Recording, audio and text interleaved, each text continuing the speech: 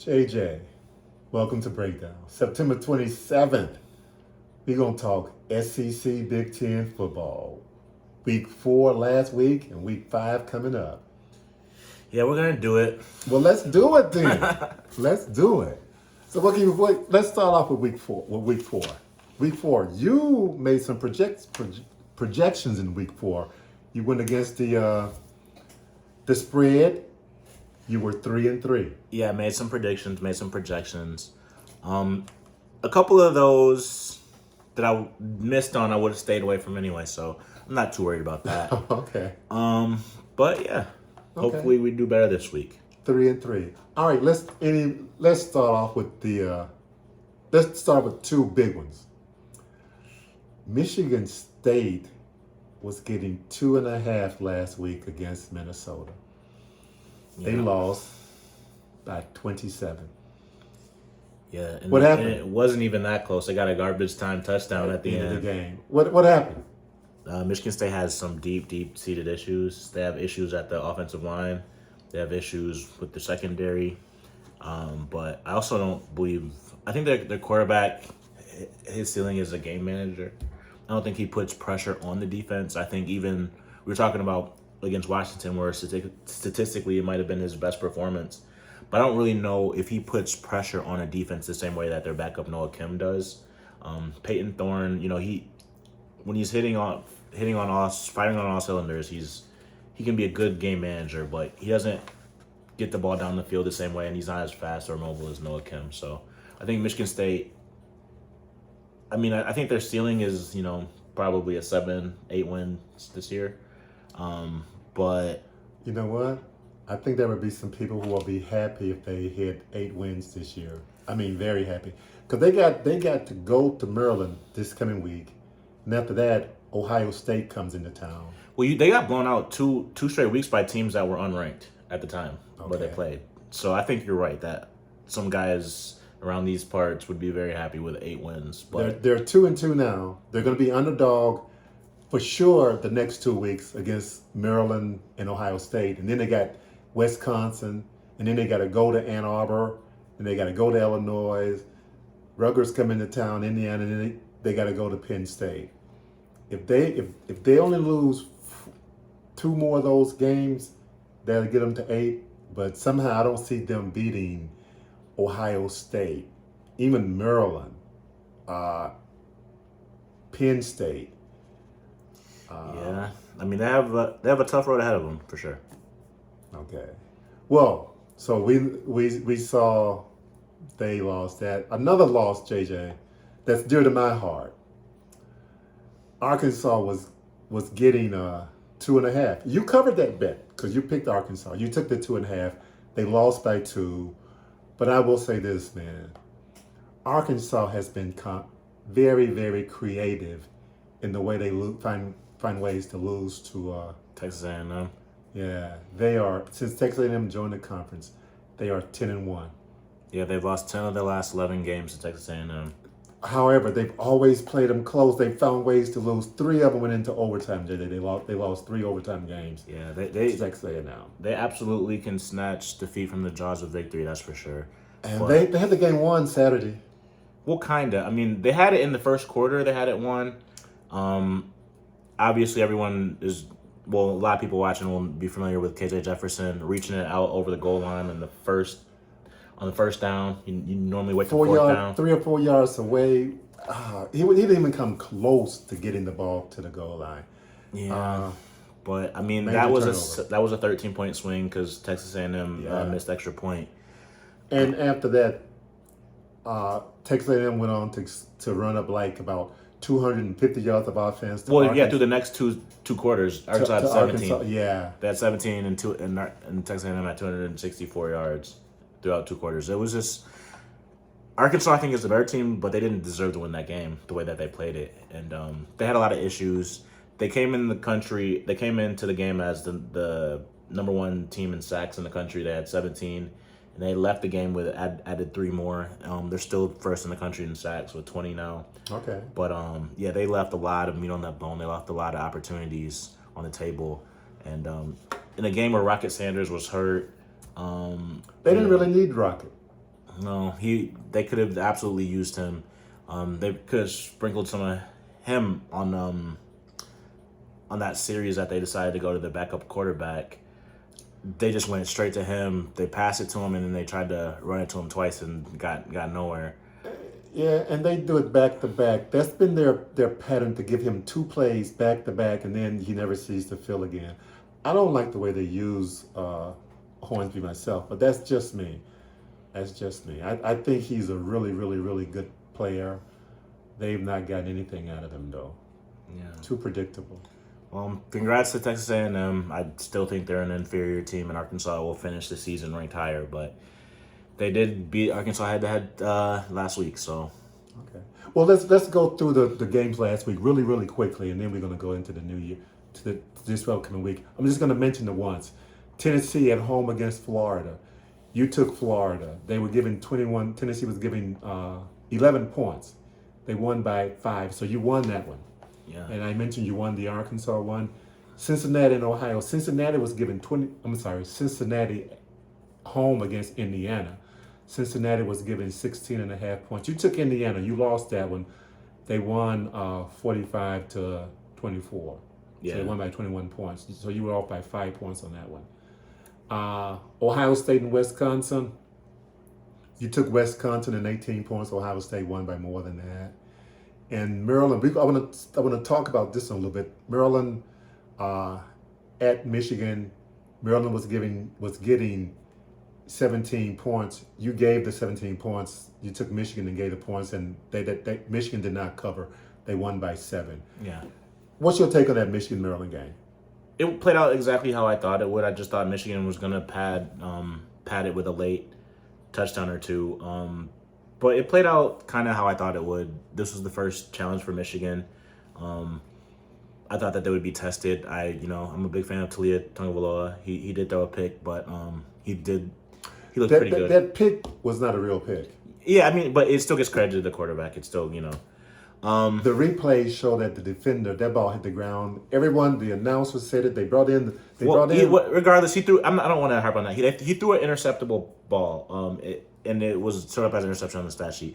But regardless, I thought Michigan would want to establish themselves as one of the top 4 teams, just because that's where the cutoff is for the college football playoff.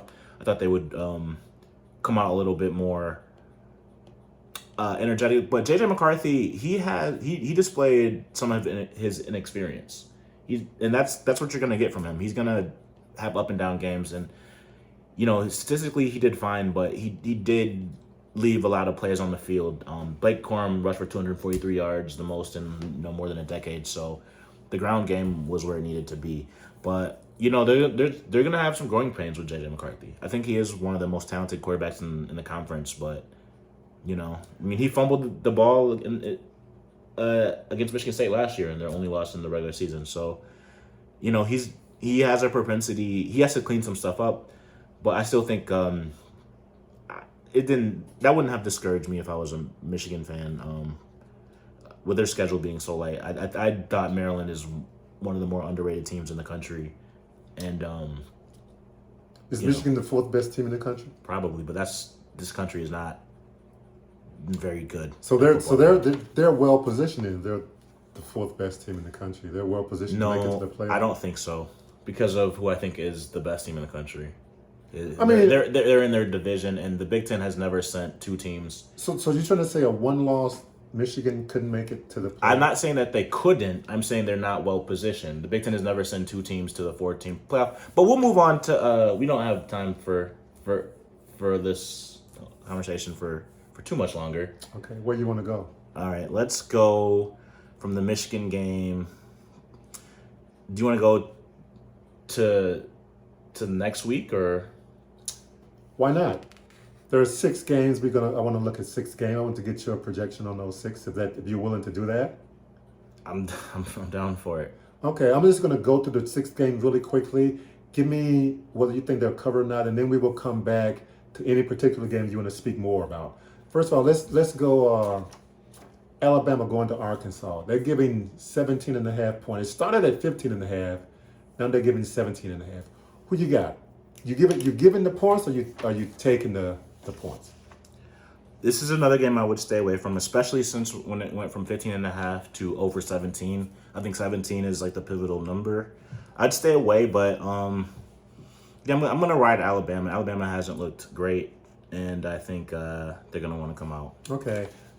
Mississippi at home against Kentucky. Mississippi is given 6.5 points.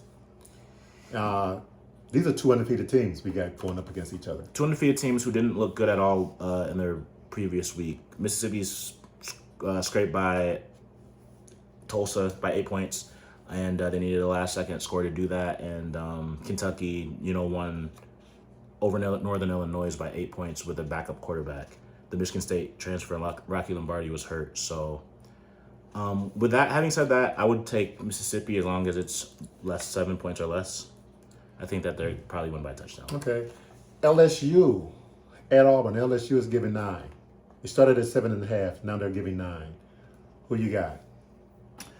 I have LSU as long as it's under 14. Who you like in that one? I like LSU to pretty much name the point spread in that Auburn game, personally. Okay, JJ. Maryland is at home against Michigan State, giving 7.5. Does Maryland cover? I think Michigan State loses by 7. So I'm going to take Michigan State to cover. Okay. Michigan, they finally get to go on the road, JJ. Mm-hmm. They go into Iowa. They're giving 10.5. It started at 10, now it's 10.5. You're a Michigan fan. You willing to give 10.5 to Iowa? No, I think Iowa remembers the conference championship game from a year ago, and I think that they keep it within 10. So I'll take Iowa to cover and Michigan to win. Purdue, up and coming Purdue, undefeated. They're at home. I'm sorry, Minnesota. Yeah. Up and coming Minnesota. They're home against Purdue this Saturday. They're giving 12.5. Do you give the 12 points or you take Minnesota? I would row that boat all the way to the bank. I'm taking Minnesota in a rout. I think PJ Fleck has a point to prove, and I think he'll do it. Okay, so we've gone through this 6 game. Which one of these games you want to talk about? Because I got one I want to talk about, but I'll let you decide which ones you want to talk about first. Which ones stand out to you? I think the game that stands out to me is Mississippi and Kentucky. Okay. Yeah, they have the lowest point spread of all the games that you listed at 6.5. Everything else is at least a touchdown. Okay. So I think you don't really see Kentucky in the top 10 in the country too often. Mississippi in the top 20. I like that matchup a lot. I like that a lot, but with Mississippi at home, they didn't have to do a lot versus Tulsa last week. They just ran the ball. They had the transfer from USC, Jackson Dart, and I like him to really show out in Lane Kiffin's offense. Yeah, so you're giving the 6.5 with Kentucky. I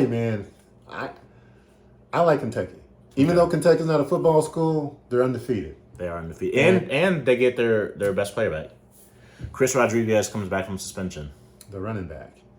I think Kentucky has the better coach. I think they have the better. That's just my own personal opinion. Okay. I cannot give 6.5 points, even though Mississippi is at home. Okay. But you're still comfortable with that 6.5? Oh, very much so. Okay. I don't believe in Kentucky's offensive line and their defensive line, and their secondary. Let's talk about the number 2 team in the country. Okay, let's do it. They hit the road. The last time they were on the road, they struggled against Texas. They're going on the road again against Arkansas this year. Arkansas, I don't know how Arkansas can bounce back. They got to be morally just exhausted from that game against A&M. Will they still be thinking about that game against A&M, or will they be motivated to play Alabama? I mean, I think you're pretty motivated to play Alabama. Considering the success that they've had against Texas A&M, they've lost 10 of the last 11. They've lost like 16 consecutive against Nick Saban at Alabama. And at least before that run Texas A&M went on, Arkansas won like 5-6 in a row against Texas A&M. So, and the all-time series, Arkansas is pretty much well established over Texas A&M. So I think Alabama is a completely different beast. Alabama is the class of the conference. Even though Georgia beat Alabama in the championship game last year, Alabama is the best program in the conference. Georgia is, they're fighting for second and third. Honestly, Well, this is my take. If Arkansas is not just totally demoralized from that A&M win, Arkansas beats Alabama Saturday. Alabama, their passing game, Bryce Young has been effective, throwing a lot of touchdowns, but they have not lit it up. Arkansas's weakness is the pass game. Uh, Arkansas matches up pretty good with Alabama. I cannot see Alabama shutting Arkansas out. America, take the 17 and a half points. And if you want to wait, it might even go up to 18. Take it. You can't lose. You cannot lose if you take Arkansas in that game. That's my advice. well, hopefully Will Anderson doesn't have a different opinion, but we'll see. We'll see. Any other game you want to talk about? Those are the games that stand out. Obviously, I don't really think any of these other, games are like super complex when it comes to. The Michigan State Maryland. I mean, I think it's important for Michigan State season. Who is this game most important for? Is it more important for Maryland or is it more important for Michigan State? It's more important for Michigan State, because they're they have higher expectations of their other football program than Maryland does. Maryland, went to a bowl game last year. As long as they go bowling, they'll pretty much be gravy. Well, after the Michigan State game, Maryland got Purdue coming in there. They go to Indiana, and then Northwestern come in. I mean, That could be 3 straight. I mean, that could be a lot of wins. That's bro. what I'm saying. But I don't know. Maryland could lose this game to Michigan State and still have one of the best seasons in their recent history because of where Maryland's at right now. Okay, I hear you. I hear you. Michigan State was in a New Year's Six game last year. This is a big game for Michigan State. It's a big game for Michigan State. But Michigan State has not shown anything in their last 2 games, their last 2 losses. No fight whatsoever. And now they go on the road. Again, they run the road at Washington, and at least they fought a little bit at Washington. They didn't fight at all at home against Minnesota. It was embarrassing, that home loss. It really was. But it's football. I'm ready for some football. But I'm just want to reiterate one more time. Take Arkansas and the points. That's all I'm saying. That is what one of us recommends. That's all I'm saying. Anything else, JJ? You want to go before we get out of here? Nah, just the Bengals won their first game, so watch out the rest of NFL. They're going to the Super Bowl. I want you to make one prediction for me really quickly. And I'm going to get out of here really quickly. Michigan State. How many games will they win this year? When the season started, their over and under was 5.5. Will they win 8 games? So right now they've won 2. They've won 2 games. Well, they're gonna lose Ohio State. They got to get 6 more to win, and they have 8 games left. I mean, they could beat Wisconsin, could beat Illinois. Rutgers, Illinois, Indiana. So that's 4. So that get them. They to could 6. beat Pitt. No, I don't think they can win their games. I think they're gonna go bowling at 6-6 is most likely. I could see 7-5, 8-4 seems like a stretch. What do you think? 8-4 is a long stretch. Yeah, I would bet all kind of money they don't hit 8-4. I would love to see them hit better than 8-4 because when the season started, I had them 9 or 10 wins, but I changed that quickly. Anyway, JJ, we out of here.